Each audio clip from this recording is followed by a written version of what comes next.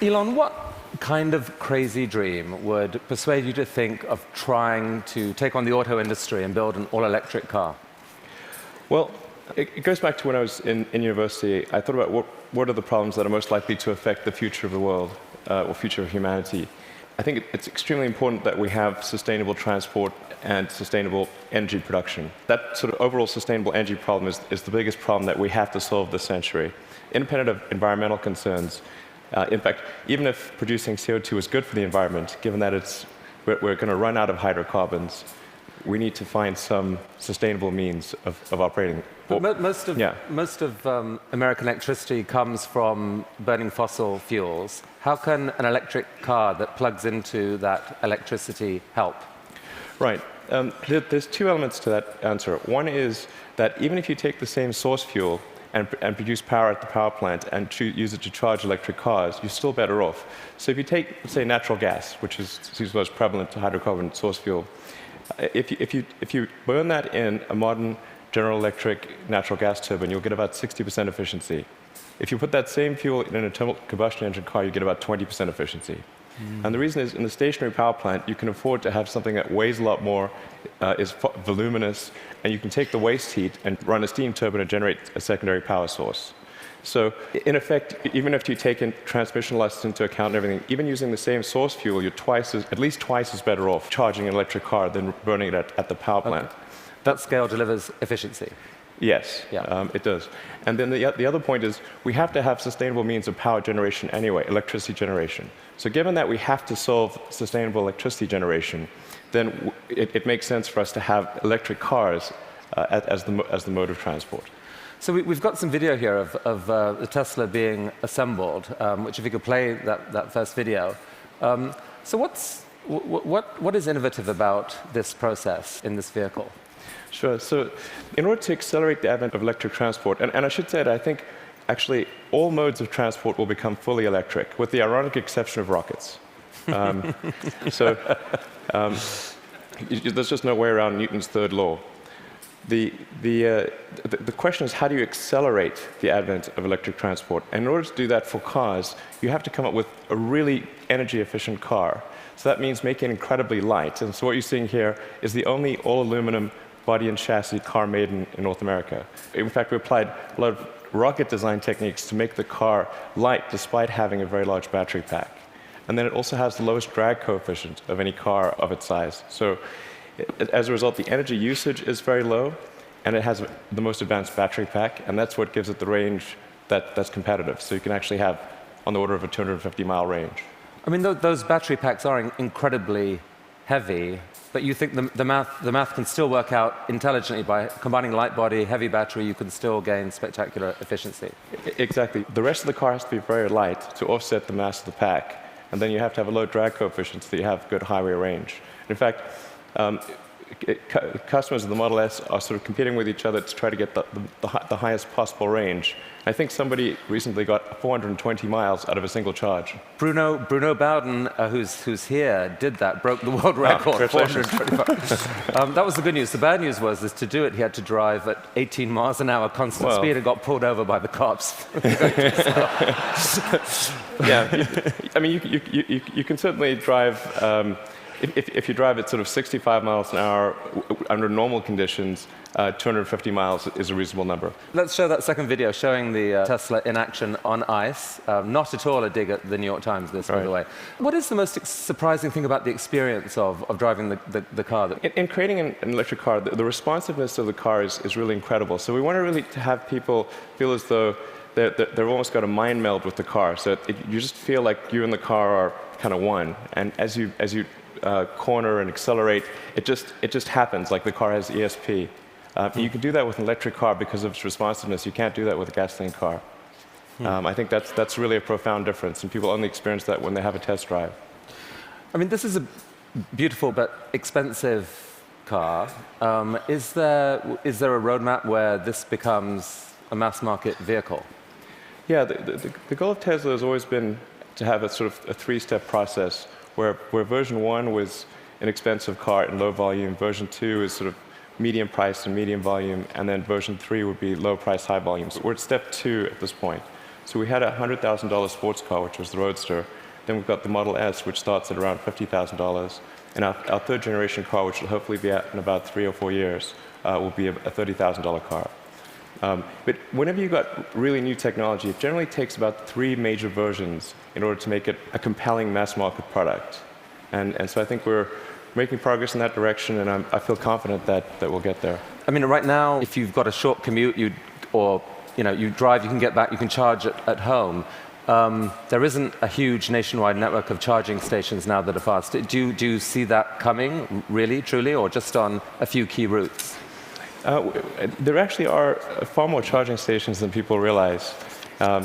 And at Tesla, we developed something called the supercharging technology. So, and we're offering that if you buy a Model S for free, forever. And so this is something that maybe a lot of people don't realize. We actually have California and Nevada covered. We've got the eastern seaboard from Boston to DC covered. By the end of this year, you'll be able to drive from LA to New York. You're just using the supercharger network, which charges at 5 times the rate of anything else. And the key thing is to have a ratio of drive to stop, to stop time of about 6 or 7. So if you drive for 3 hours, you want to stop for 20 or 30 minutes, because that's normally what people will stop for. So if you start a trip at 9 a.m., by noon, you want to stop to have a bite to eat, hit the restroom, coffee, and keep going. So your proposition to consumers is, for the full charge, it can take an hour. So it's common. Don't expect to be out of here in 10 minutes. Wait for an hour, but the good news is you're helping save the planet, and by the way, the electricity is free. No, you don't pay anything. Actually, what we're expecting is for people to stop for about 20 to 30 minutes, not for an hour. It's actually better to drive for about maybe 160, 170 miles, and then stop for half an hour, and then keep going. That's the natural cadence of a trip.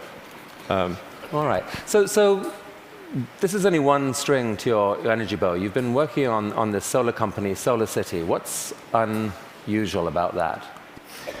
Well, as I mentioned earlier, we have to have sustainable electricity production as well as consumption. So I'm quite confident that the primary means of power generation will be solar. I mean, it's really indirect fusion is what it is. We've got this giant fusion generator in the sky called the sun. And we just need to tap a little bit of that energy for purposes of human civilization. Most people know but don't realize they know is that the world is almost entirely solar-powered already. If the sun wasn't there, we'd be a frozen ice ball at 3 degrees Kelvin. And the sun powers the entire system of precipitation. The whole ecosystem is solar-powered. But in a gallon of gasoline, you have effectively thousands of years of sun power compressed into a small space. So it's hard to make the numbers work right now on solar and to remotely compete with, for example, natural gas, fracked natural gas. How are you going to build a business here? Well, I'm confident that solar will beat everything, hands down, including natural gas. How? It must, actually. If it doesn't, we're in deep trouble. But you're not selling solar panels to consumers. What are you doing? No, we actually are. You can buy a solar system, or you can lease a solar system. Most people choose to lease. And the thing about solar power is that it doesn't have any feedstock or operational costs. So once it's installed, it's just there. It works for decades. It'll work for probably a century. And this is so therefore the key thing to do is to get the cost of that initial installation low, and then get the cost of the financing low. So because that interest, those are the 2 factors that drive the cost of solar, and we've made huge progress in that direction. And that's why I'm confident we'll actually beat natural gas. So your current proposition to consumers is, don't pay so much up front. Let us pay zero up front. We will install panels on your roof. Yes. You will then pay. How long is a typical lease? Typical leases are 20 years. But the value proposition is, as you're sort of alluding to, quite straightforward. It's no money down, and your utility bill decreases. So Right. it's a pretty good deal. So that seems like a win for the consumer. No risk. You will pay less than you're paying now. And for you, the dream here then is that, I mean, who owns the electricity from those panels for the longer term? I mean, how do you, the company, benefit? Well, essentially, the SolarCity raises a chunk of capital, and from say a company or a bank. Google's one of our big partners here, and they have an expected return on that capital. With that capital, SolarCity purchases and installs the panel on the roof, and then charges the homeowner or business owner a monthly lease payment, which is less than the utility bill. But you yourself get a sort of long-term commercial benefit from that power. You're kind of building a new type of distributed utility. Exactly. What it amounts to is a giant distributed utility.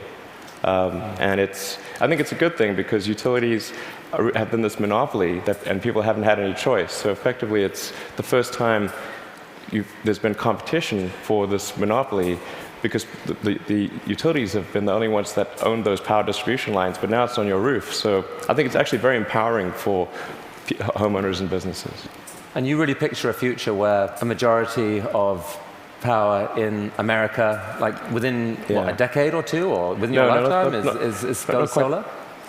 I'm extremely confident that solar will be at least a plurality of power, and most likely a majority.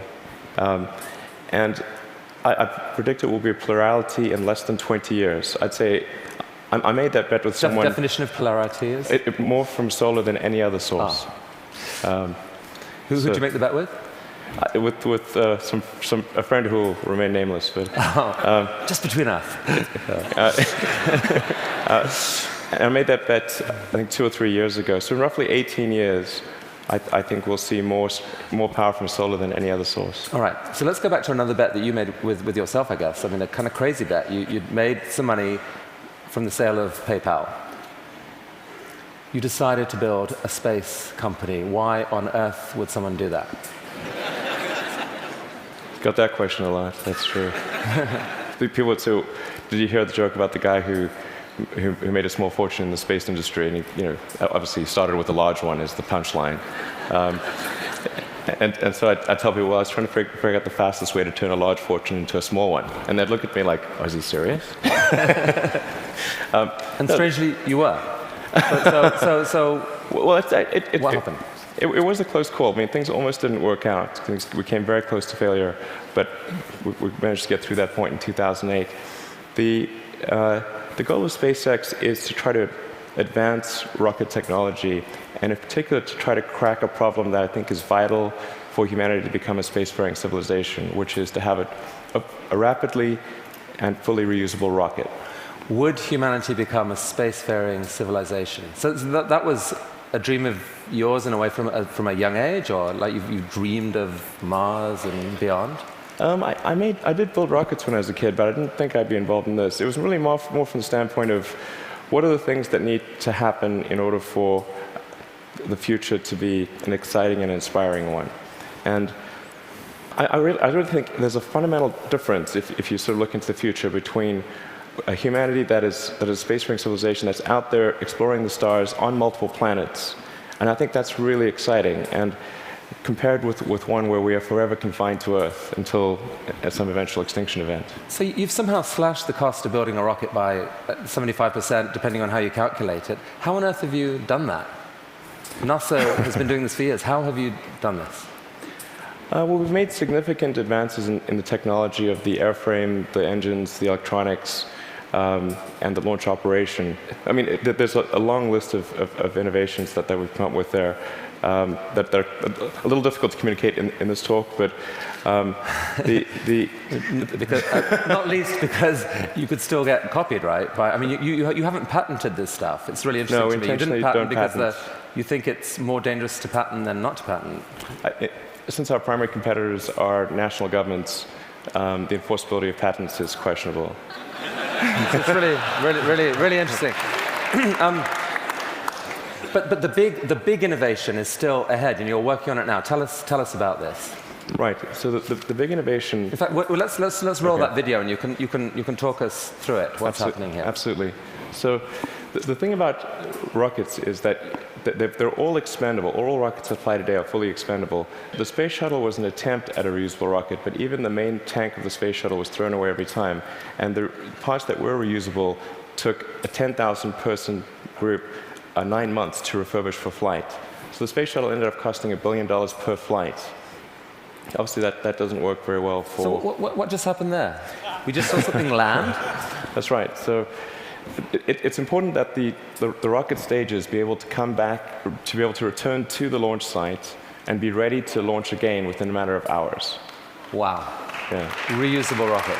Yes. And so what a lot of people don't realize is the cost of the fuel, of the propellant, is very small. It's much like on a jet. So the cost of the propellant is about 0.3% of the cost of the rocket. So it's possible to achieve, let's say, roughly 100-fold improvement in the cost of space flight if you can effectively reuse the rocket.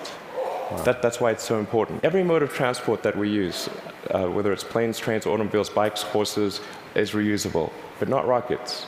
So we must solve this problem in order to become a spacefaring civilization. You asked me the question earlier of how popular traveling on cruises would be if you had to burn your ship. Certain cruises apparently are highly problematic. Definitely more expensive. So that's potentially absolutely disruptive right. technology, and I guess paves the way for your dream to actually take, at some point, to take humanity to Mars at scale. Yeah, like exactly. To see a colony on Mars. Yeah, exactly. SpaceX or some combination of companies and governments need to make progress in the direction of making life multiplanetary, of establishing a base on another planet, on Mars being the only realistic option, and then building that base up until we're a true multi-planet species. So progress on this, let's make it reusable. How is that going? That was just a simulation video we right. saw. How's it going? We've been making some good progress recently with something we call the Grasshopper test project, where we're testing the vertical landing portion of the flight, the sort of terminal portion, which is quite tricky. We've had some good tests. Can we see that? Yeah. So that's just to give a sense of scale. We dressed the cowboy as Johnny Cash and bolted the mannequin to the rocket. All right, let's see that video then, because this is actually amazing when you think about it. You've never seen this before: a rocket blasting off, and then. Yeah, so that rocket is about the size of a 12-story building.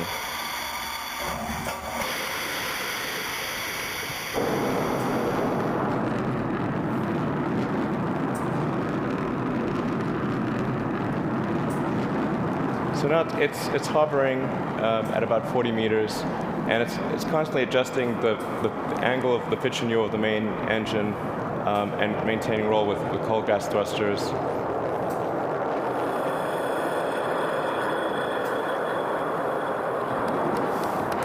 How cool is that?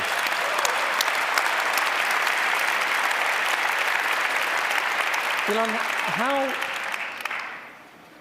how have you done this? These projects are so, these PayPal, SolarCity, Tesla, SpaceX, they're so spectacularly different. They're such ambitious projects at scale. How on earth has one person been able to innovate in this way? What is it about you? I don't know, actually. I don't have a good answer for you. I work a lot. I mean, and a lot. Well, I have a theory. A theory. All right.